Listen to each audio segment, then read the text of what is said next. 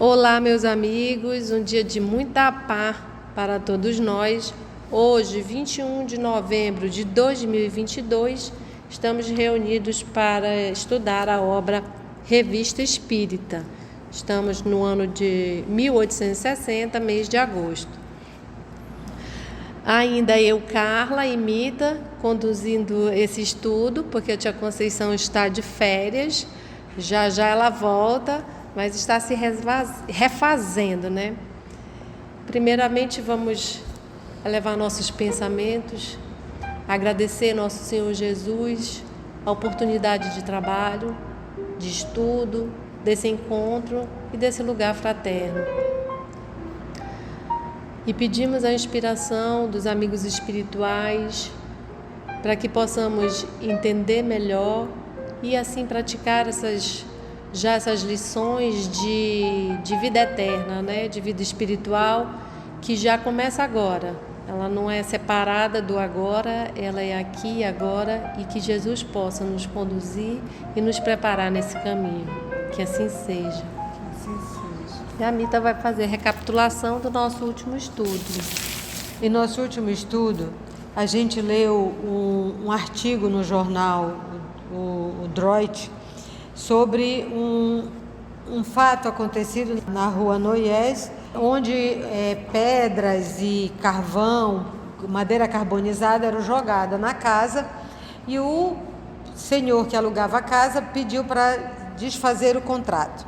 E também nessa mesma notícia ele lembrou que no ano de 1847 ocorreu um fato parecido na rua de Grèce, onde um tal senhor L, mercador de carvão, também aparecia essas pedras jogando, e que nesse lugar, esse fato foi na realidade uma ilusão, uma fantasmagoria que ele chama, é uma ilusão, uma falsa aparência de fenômeno que esse senhor L produziu.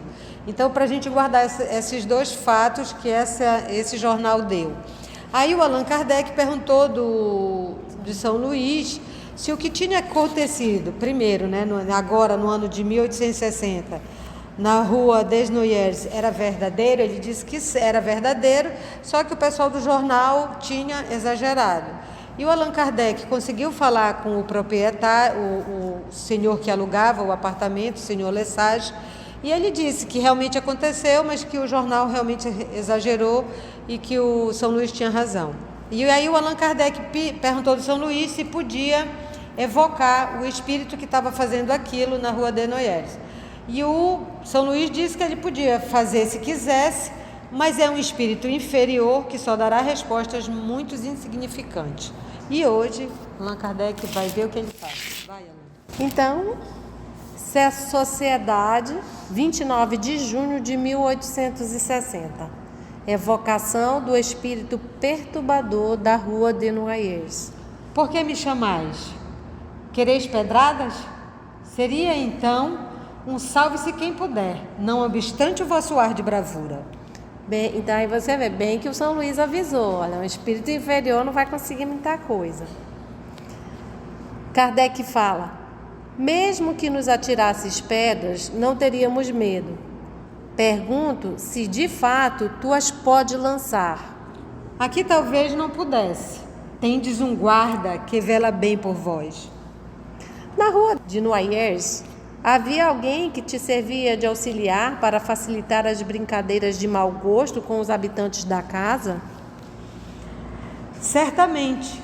Encontrei um bom instrumento e nenhum espírito douto, ou seja, culto, que tem conhecimento, sábio e virtuoso, para me impedir, porque sou alegre, às vezes gosto de me divertir.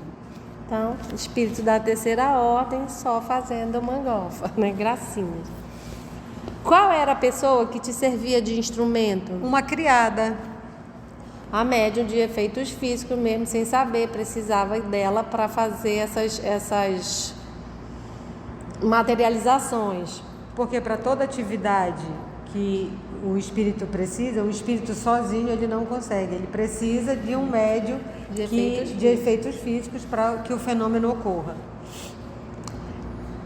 Ela te servia de auxiliar sem que o soubesse? Oh, sim, pobre menina, era a mais apavorada. Entre as pessoas que se encontram aqui, haverá alguma capaz de te auxiliar a produzir efeitos semelhantes? Bem que eu poderia encontrar uma, se ela quisesse prestar-se a isso, mas não para manipular aqui. Podes designá-la? Sim, ali à direita, daquele que fala, ele usa óculos. Então tinha mais um médium de efeitos físicos identificado ali. Observação. Com efeito, o espírito designa um membro da sociedade que é um pouco médium escrevente, mas que nunca produziu nenhuma manifestação física. É provável que seja uma nova brincadeira do espírito, dizer que aquele médium era de efeitos físicos, né? Ages com objetivo hostil? Não tenho nenhum objetivo hostil, mas os homens que se apoderam de tudo tirarão sua vantagem. O que queres dizer com isso? Não te compreendemos.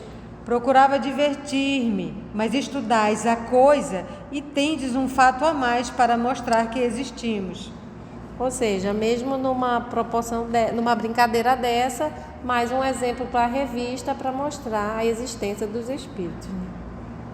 Onde conseguia os objetos que atiravas? São muito comuns. Encontrei-os no pátio e nos jardins vizinhos.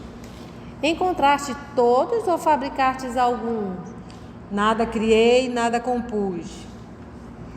Se não os tivesse encontrado, poderias fabricá-lo? Teria sido mais difícil, mas a rigor, a gente mistura matérias e isso faz um todo qualquer. E como o São Luís tinha informado, é um espírito inferior que não dá resposta significante, só insignificante, não diz nada. A gente mistura um monte de coisa, né? Então não explica nada direitinho, né? Dize-nos agora, como os lançaste? Isso é mais difícil de dizer. Servi-me da natureza elétrica daquela menina junto à minha, menos material. Assim, podemos ambos transportar aqueles diversos materiais. E aí Kardec pede para vide a nota que segue a evocação. Vamos ver a nota que segue. Lá no final, passa todo mundo para observação, que é bom de ler.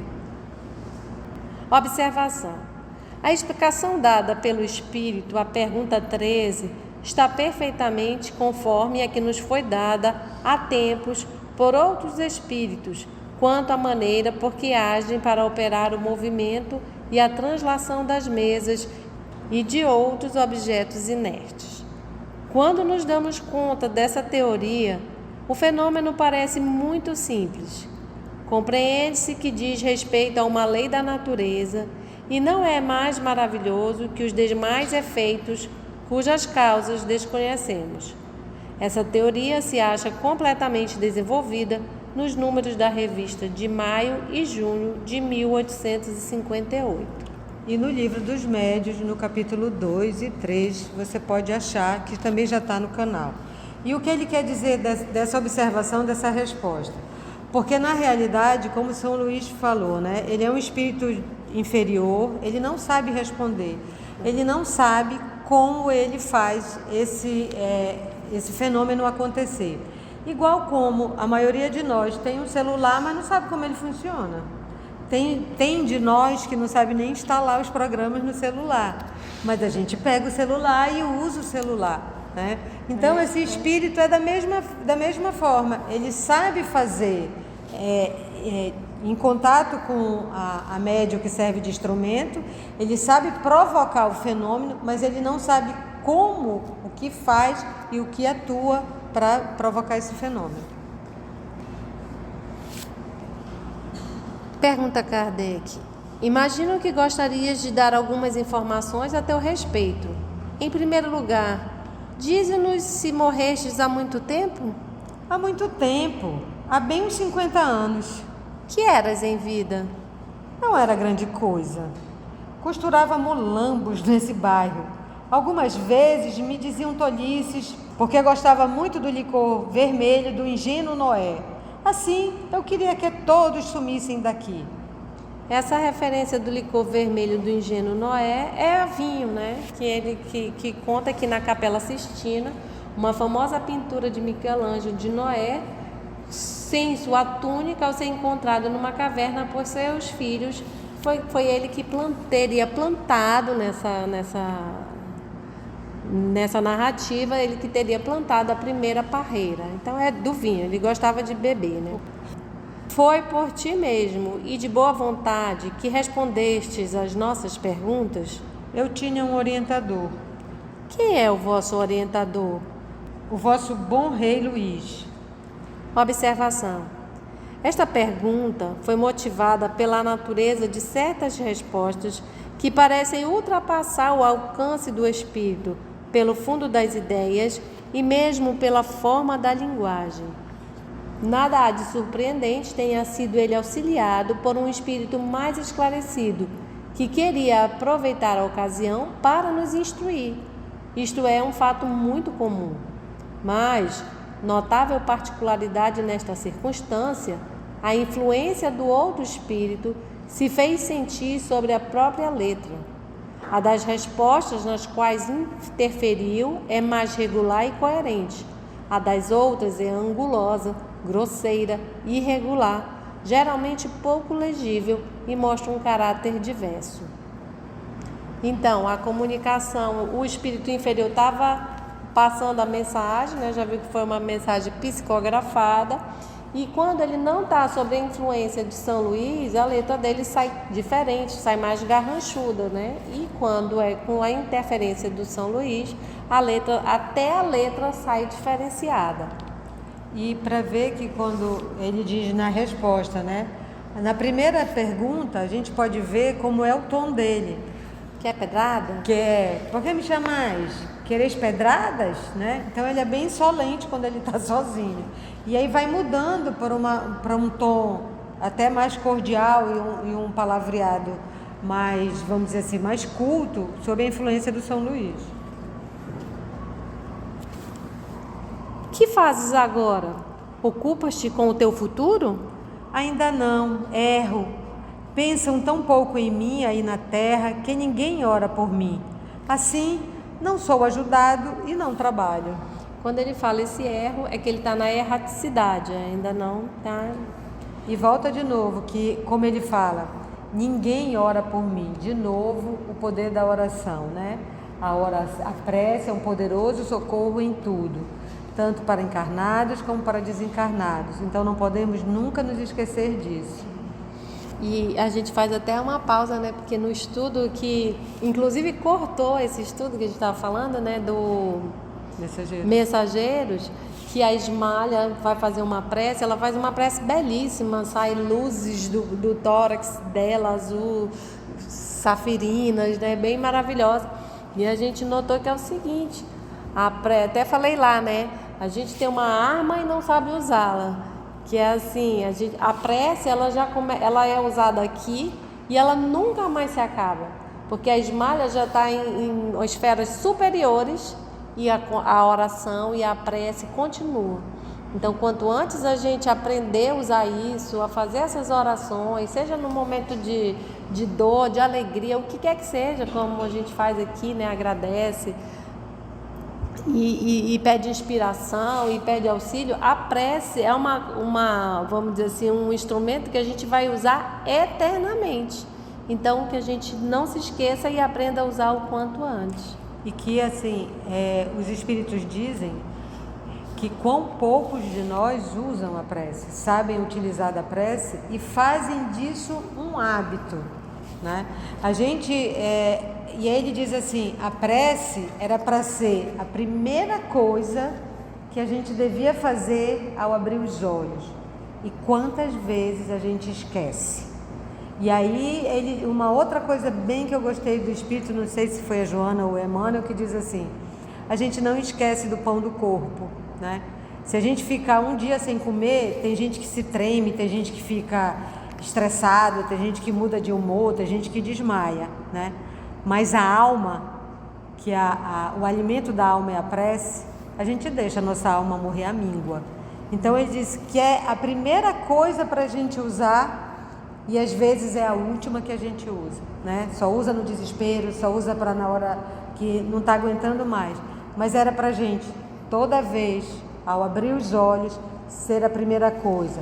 Ao chegar no trabalho, fazer uma prece. Ao entrar, então, seria um hábito que a gente faria, que é uma comunicação com o alto, que fica para sempre. E um hábito, quando eu adquiro, eu volto mais rápido para ele, do que fazer de novo esse caminho. Até o caminho neuronal para isso.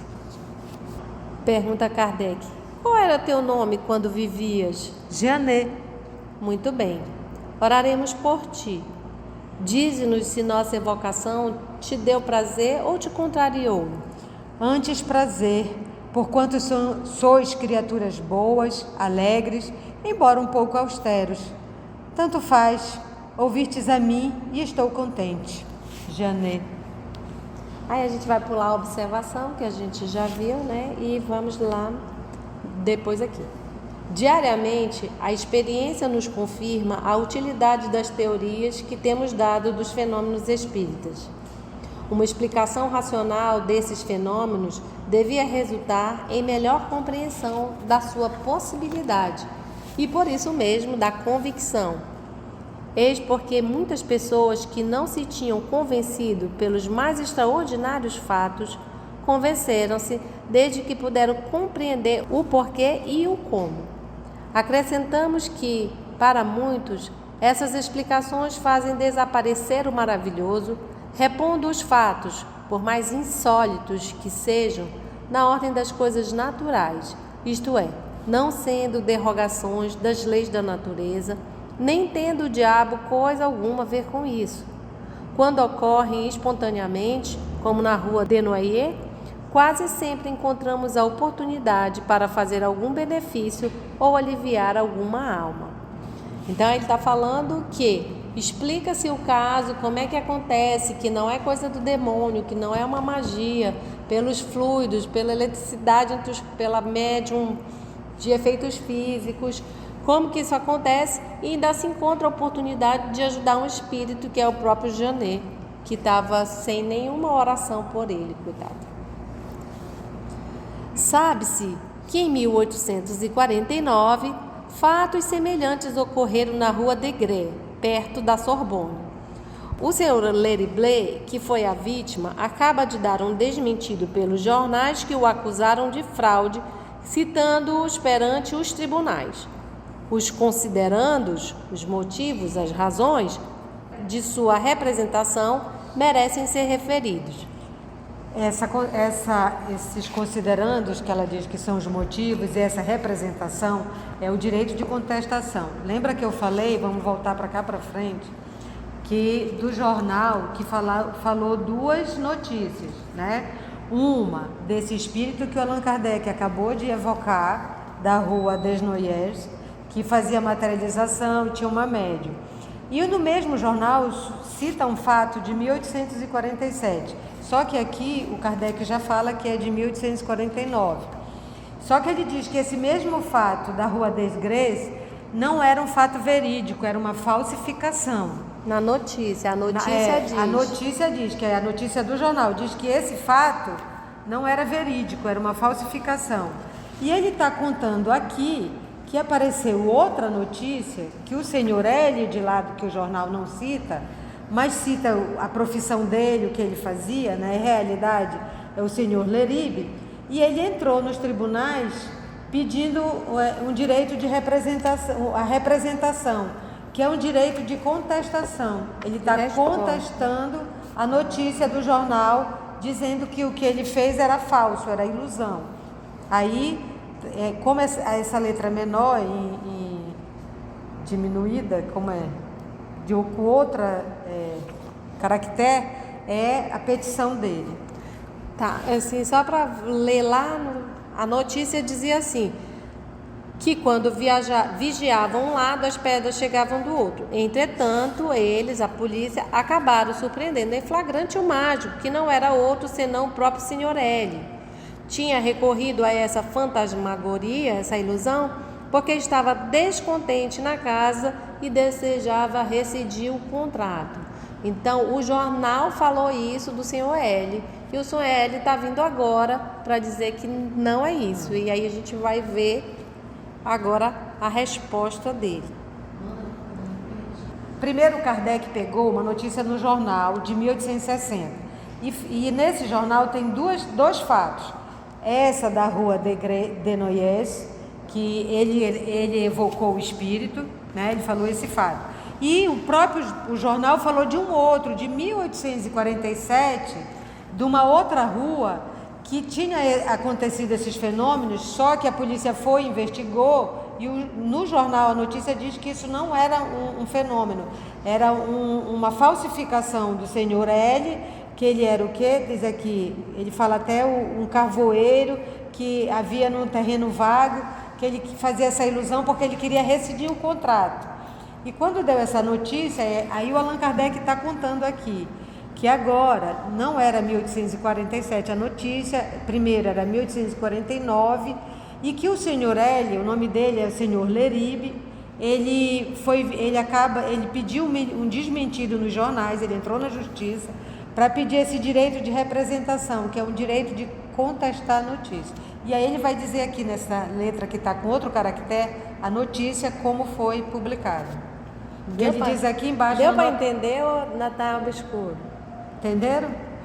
E aí ele fala aqui, nota do tradutor: reproduzimos os considerandos da maneira como se encontram no original francês, inclusive com a repetição de parágrafos idênticos ou quase idênticos. Então é como se, hoje em dia, como se dissesse alguma coisa sobre mim, eu não concordo e eu tenho o direito de resposta. Então esse é o direito de resposta do senhor Lerible, que vai falar. E aí tem um pouco da linguagem meio jurídica, porque ele veio pelos tribunais, né? Ano de 1860, 9 de julho, a requerimento do senhor Lerible, antigo negociante de carvão e lenha, proprietário residente em Paris, na rua de Grenelle de Saint-Germain, 64, eleitor com domicílio em sua propriedade. Eu, Aubin Jules de Monchy, oficial de justiça do Tribunal Civil do Sena, sediado em Paris, residente na rua de Fossé Saint-Victor, 43, abaixo assinado, notifica ao senhor Garat, gerente do jornal Patrie, nos escritórios do Tito Jornal, sitos em Paris, a rua do Croissant, onde, estando e falando a uma mulher de confiança, assim declarei. Então, o oficial de justiça chegou lá, chamou uma testemunha e falou para o dono do jornal: determinar a inserção, em resposta ao artigo publicado em 27 de junho último, nos fatos do jornal Patrie, da citação seguinte feita pelo requerente ao gerente do jornal Drouat, com a oferta que faz o requerente de cobrir os gastos da publicação, caso sua resposta exceda o número de linhas que a lei autoriza a publicar. Então, hoje, na linguagem jurídica, se são 3 folhas, eu tenho direito de resposta a 3 folhas. E ele está dizendo aqui, se passar das 3 folhas, eu vou pagar, porque eu quero esclarecer. Publicar. Então, pede-se para inserir no jornal e é o que vamos nós ver. E é só para a gente prestar atenção que o senhor Leribe, ele ainda vive, né, em 1860, e o jornal, o Drouat, ele conta uma notícia de 11 anos atrás e ele pede o direito de resposta. Vamos ao que o senhor Lerible fala. No ano de 1860, a 5 de julho, a requerimento do senhor Lerible, antigo negociante de carvão e lenha, proprietário, residente em Paris, na rua de Grenelle Saint-Germain, 64, eleitor, domiciliado em sua propriedade. Eu, Aubin Jules de Monchy, oficial de justiça do Tribunal Civil do Sena, sediado em Paris, residente na rua de Fossé Saint-Victor, 43. Citei o senhor François, em nome e como gerente do jornal Drouat, nos escritórios do mesmo jornal, citos em Paris, na Praça Dauphine, onde estando e falando a uma certa pessoa. A comparecer, ele citou a comparecer em 8 de agosto de 1860 a audiência perante os senhores presidentes e juízes que compõem a 6ª Câmara do Tribunal de Primeira Instância do Sena, estatuindo em matéria de polícia correcional no Palácio da Justiça de Paris às 10 horas da manhã considerando que em seu número de 26 de junho último e por ocasião dos fatos que se teriam passado numa casa da Rua de Noailles, o jornal Droit refere que fatos análogos teriam ocorrido em 1847 numa casa da Rua de Grès, que o redator acompanha suas observações por explicações que levam a crer que os ataques de que foi alvo a casa da Rua de Grès em 1847 emanavam do próprio locatário, que os teria praticado de má fé a fim de obter, por meio de uma especulação desonesta, a rescisão do contrato de aluguel. Tendo em vista que os fatos assinalados pelo jornal Droit realmente ocorreram não em 1847, mas em 1849, na casa em que o requerente ocupava naquela época na Rua de Grès, que embora o nome do requerente seja indicado no artigo do Droit apenas por uma inicial, a designação exata de sua indústria, a dos locais que habitava e, enfim, que a relação dos fatos em exame foram colhidos pelo próprio jornal, apontam suficientemente o requerente como autor das manobras atribuídas à pessoa que ocupava a casa da Rua de Grès. Visto como essas imputações são capazes de atingir a honra e a consideração do requerente. O requerente aqui é o senhor Leribe, que ele está tido como falsário, como falsificador do fenômeno. Então, o que é que ele está falando, o oficial de justiça, o Alban? Ele está convocando o senhor François, que é gerente do jornal Detroit, a comparecer no tribunal e esclarecer isso, porque o requerente está dizendo: o fato não foi em 1847, foi em 1849, era eu que morava realmente ali, mas ele me designou só pela letra L, mas disse a minha profissão, o que eu fazia, e isso para mim visto que atingiu a honra e atingiu a minha honra, ele vai dizer o que o requerente quer agora. Continua. O mandado de segurança aqui está rolando, entendeu? Que são tantos mais repreensíveis quanto nenhuma das verificações a respeito dos acontecimentos de que se trata teriam sido realizadas e que, a exemplo daqueles que parece ter sido teatro à Rua de Noailles, ficaram sem explicação. Que, ademais, o requerente era proprietário desde 1847 da casa e do terreno que ocupava na Rua de Grès, que a suposição a que chegou o diretor do Droit não tem nenhuma razão de ser e jamais foi formulada. Ou seja, ele não ia rescindir contrato nenhum de aluguel, porque ele era o proprietário do lugar. Então já começa com essa inverdade. Considerando-se que os termos utilizados pelo jornal Droit constituem uma difamação e estão sujeitos à aplicação das penas previstas em lei, que todos os jornais de Paris se aproveitaram do artigo do Droit e que a honra do requerente sofreu, em razão dessa publicidade, uma ofensa cuja reparação lhe é devida. Danos morais, na nossa linguagem hoje. Por esses motivos, resolve aplicar ao senhor François, que é o diretor do jornal, as penas estabelecidas em lei, condenando-o em pessoa a indenizar o requerente por danos e perdas que este se reserva para reclamar em audiência, os quais declara, no momento, empregar em benefício dos pobres, que, além disso, o julgamento a ser feito seja inserido em todos os jornais de Paris, por conta do citado, que deverá pagar também as custas do processo sobre todas as reservas. Então, vocês vão ver, né? Falou que não devia, sem averiguar, o senhor Lerible vem e pede que, além do reparo do dano, ele ratifique nos jornais, né? E, para que o supracitado não ignore, deixei em seu domicílio uma cópia de igual teor do presente ato.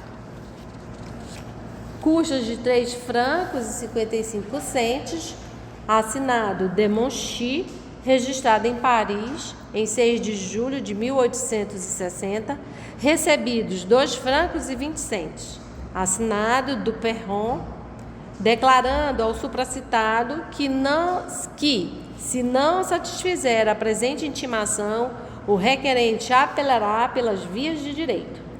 Deixei em seu domicílio uma cópia de igual teor do presente ato. Custas 9 francos e 10 centes de Monchy.